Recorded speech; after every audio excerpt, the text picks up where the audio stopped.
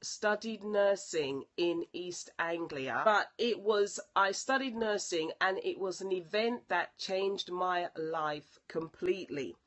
Because I will go through it with you why. At that time when I was doing my training, in my class there was, oh my gosh, there was about 20 of us. And I was the only black person in the class. So in itself, that was a challenge because my self-esteem wasn't so good. And at that point as well, my stutter was a bit profound. And what happened was I went into that course. I did all my practicals. I did everything. My work was really good. My project work was really good. But I had a tutor who was a consultant. He was an orthopedic consultant at the time. And when we would come into class, he was I can't even remember what subjects he was teaching us, but I think he taught us in our second or third year. And this orthopedic consultant people will put their hand up to answer the questions and everything, and he would never go to them to get the answer. I would never put my hand up because I was very aware of my stutter and I was painfully shy. But I loved biology, human biology and all of that. So he would always pick on me to answer the question. And everybody would look at me. Now, bearing in mind, I was the only black person in the group. And he would always pick on me, and I could feel the sweat rising from my feet, as it were, and coming through my skin. I was so nervous, and the man would not move on with the lesson until I had given an answer. And I was a stutterer. It was profound then. And this man made me feel awful, and it was awful. And I could see my colleagues looking at me, and they were really feeling some way. Some of them wanted to chip in with the answer, but he didn't want to hear it from them. He wanted to hear it from me, and it was painfully awful. It was awful. But anyway, I got through all of that, and as you can imagine, it made my self-esteem worse. With that, he really made my life hell. It was awful when we had the lectures with him. And he would never, and the thing is, sometimes I would know the answer, but the fear of it would freeze my mouth and I couldn't get the answer out because of my stutter. But anyway, I continued with all of that, and I finished my nursing course. And what happened was, at the end, you have an exam. Of the course. Now, my practicals were fantastic. We had mock exams, and I took my mock exams, and I'd be getting 80, 90, 95%. I will be getting, I'll be getting 80%, 85% and everything would be great. So when we came to the actual exam, I failed. And everybody else in my group passed. I was the only one that failed, but you get 3 chances at the exam. And the second time, okay, I thought, let me take it. Maybe that's a fluke. So before I took the exam the second time, my tutor said, okay, go through the mocks. We'll give you a previous exam paper. Go through all of that. Do all of that. I went through all of that. The exam, I got 80, 85%, 90% because you had to come in. And the thing is, you had to give all the biological, the physiological. You had to give how you would look after them when they came out of the operating room. You had to give all the nursing care. You had to give it was a big deal. And hi Ginny Lomax, thank you for joining me. And I went through the second exam and I failed the second exam, and I'm like, something is not right here, something is going on here. So anyway, my tutor said, okay, let's get you back onto the mocks. I went back, I did the mocks again, and I got 80%, 85%, 90%. And then when I came to the exam, I failed the third exam. Now, that whole experience was totally crushing because I think I was the only person in my group that failed the third time. And it crushed me so badly. I actually had a fear of exams after that.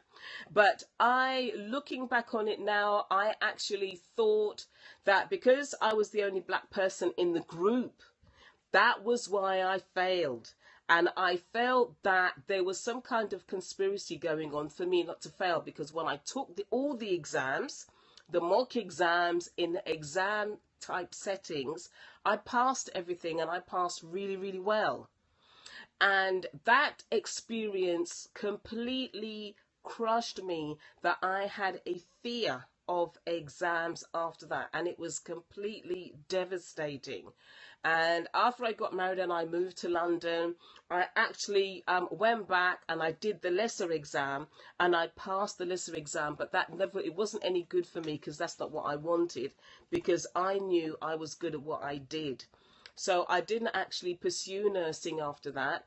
And I went on and I met someone and I went in and worked for British Telecom. Now, with British Telecom, I actually rose in the ranks of British Telecom at that time quite quickly, that I actually went and worked for the chairman. And that God so used that experience of working for the chairman of BT, or British Telecom, working for his office. That experience restored my self-esteem, because there were people in that group who, in that working environment, they really, really, really supported me in the work that I did. There were some things that I did that were that really helped the company, who owned a lot of the software. I did lots of projects, and that company restored my self-esteem. And failing an exam 3 times where you're the only one to fail in the group, and the fear of exams that I had, I thought, no, I've got to go and get something. I've got to go and do another exam. I've got to go back and study to override that fear. So I went in and I did I did O levels. So I did law and sociology.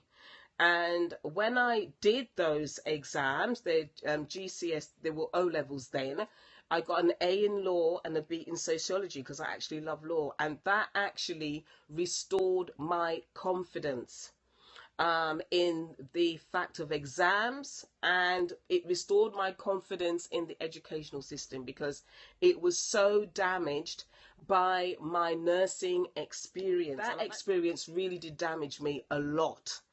So what happened after that? Let me tell you the lessons that I learned from that experience. I'm saying all of my story to tell you this: you can win in life, and you will win in life, no matter who says what about you, no matter what employer, what educational person, whoever, because teachers can say things about their pupils and it can really crush them. No matter who says what, or whatever people say about you in life, you can win, and you will win. Now I'm going to share with you one company that that was my absolute best working experience, because from there I went on to represent the company with different companies that came from abroad, so from the United States, from Europe, from China. We had people come over to BT, and I would have to be the one to sort out all their itinerary and get their itinerary together, show them around various parts of the company at that time. As their itinerary, I would show them around the building, I introduced them to people. So I had a very, very brilliant corporate role, and some of them, when they went back to their countries, they would send me gifts and all kinds of stuff. So that company really restored my self-esteem, and it's one of my best working experiences, working for British Telecom, or BT at that time. This is not an advert for BT. But I said all that to say this: never let anyone, don't let any organization, any person, any educational establishment, any organization or anybody or any employer or anything like that, or don't let any situation dictate to you who you are, and don't let anybody tell you that you cannot win. Okay, I'm going to share with you some things that I learned from that nursing experience, because it was so devastating and it was awful. It was really awful for me toward the end. So let me share some things with you. The first thing, don't allow people to dictate how far you can go in life. I'm sure that orthopedic consultant would have been shocked to find out that I was selected to work for the chairman of the phone that he uses in his house. I worked for the chairman's office, and it was a fantastic experience. Now, if I'd allowed what he did to me or said to me to dictate how far I could go in life, if I'd allowed what he said to me to work, you wouldn't be seeing me here today. Okay, so don't let anybody dictate to you how far you can go. You can go all the way. Barack Obama didn't allow anybody to dictate to him how far he could go. Oprah Winfrey didn't allow anyone to dictate to her how far she could go. Okay, Hillary Clinton was the first female person who went that far as to be president. So don't let anybody dictate to you how far you can go or what you can do in this life. Second thing, you never lose. You either win or you learn. That's my favorite quote. You never lose. I thought at the time that I'd lost, and I was so devastated, but I didn't lose.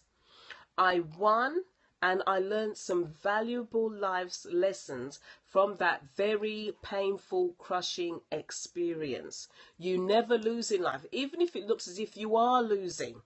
Even if it looks as if you've gone through so many things and, you know, it looks as if you've just lost everything. You haven't. You're either going to win or you're going to learn. So to me, I don't see losing. I don't see losing out. I don't see I lost that contract, or I haven't got as many viewers as some people. I don't see it like that, because I'm learning. And I'm moving forward, and I am winning. Okay. The next thing I learned was that my bad experiences, my painful experiences, my awful experiences are launching pads for me to be able to make a greater impact on the lives of people. So when I'm sharing, when I'm encouraging someone, when I'm scoping, when I'm putting my course together, when I'm coaching somebody, when I have a client, I am speaking to them based on the negative experiences that I have experienced in life. I've decided to turn it round and use it as a launching pad to bless people, and use it as a launching pad or steps for me to stand tall. And that's a really, really important thing to remember. You've got to be able to turn your negatives around so that you can bless people and so that you can stand tall in life. That's really important. And the last thing is that I really learned is that man's view of me is not God's view of me. Man's view of me is not God's view of me. How that orthopedic consultant saw me, that's not how God saw me. That's not how God saw me, and that's not how God sees me. That's not his view of me at all, because in the Bible it says, I'm aware that not everybody on here is a Christian, but I am, and one of the things that really ministered to me from the Bible is that I am fearfully and wonderfully made. And if I pray, I can have the anointing of Bezalel on my hands and in my heart and in my mind. Now, Bezalel was somebody in the Bible whom God anointed to build the Ark of the Covenant in the book of Exodus. Okay, he created that thing. He was anointed to do it. And God has anointed me to be able to minister to you, to be able to say something that encourages you, to be able to say something that can lift you up. That's what, so our situations, we can take them, offer them up. That's what I tend to do. Take them, offer them up to God, and God, how can I use this mess and turn it into a testimony. And that is the habit that we have to get into. Okay, so man's view of me is not how God sees me, and that can be very difficult sometimes, especially when you're a young person. Man's view of it can be very difficult for us to forget how God sees us, and we tend to focus on how people sees us, and that can be very tricky because we're constantly looking at how people see us. But we have to learn how to make that shift from how people see us to how God sees me. And that is the foundation, that is the cornerstone for a lot of things. We have to see how, we have to appreciate our own value. And at the time of when I was doing my nursing exam, I didn't appreciate my own value. I didn't appreciate how God made me. And I got so many brilliant references, people really saying that I was a really good nurse, a good practitioner. I knew how to interact with the patients and all of that, but I couldn't see it because of how I saw myself. And the words of this orthopedic consultant, what he did to me in that classroom, it was awful. But God bless him, wherever he is right now. He was awful. But I had to take those broken pieces, all that rubble, offer it up to God and turn it into something that I can use now. I started nursing when I was 18. I finished around about 21, 22. And right now I'm 50 something. So that was a platform for me to move forward. So I really pray that my story time today, that it really helped you, that it ministered to you, that it will help you to keep going no matter what. And I had to go through various processes to get that mask off, because all now I could still be sitting in the words and experiences of my nursing degree. Well, it was a nursing degree then. That nursing experience, I could still be sitting wrapped up in the pain of that experience. But I wanted more out of life. I wanted to enjoy my life. And I knew I had to do something to get that blanket off of me so that I could enjoy life. I wasn't about to let the words of a man, I wasn't going to let the words of an orthopedic consultant control who I am and who I was. So I had to reject his words and embrace what God said about me. And that's my encouragement to you today. Embrace and encourage who God says that you are and whom he has created you to be. Okay, so I pray that you were really encouraged by that. And if you want to follow me, please follow me on my social media. On my Facebook, I've got a Facebook called Heart of Refuge, and you can follow me on Periscope. So let me put this up so that you all can see and maybe take a photograph of it. It's all my little bits and pieces. Okay, so there's my website, heartofrefuge.org, and then my YouTube channel is Heart of Refuge. And then I've got a self-esteem course that's up at the moment, bit.ly/self-esteem builder 101. Okay, so, but my course, the link to my course is also on my website, which is heartofrefuge.org. So you can take a look there to find out more about me and take a look at my course and my book that I have written about parenting.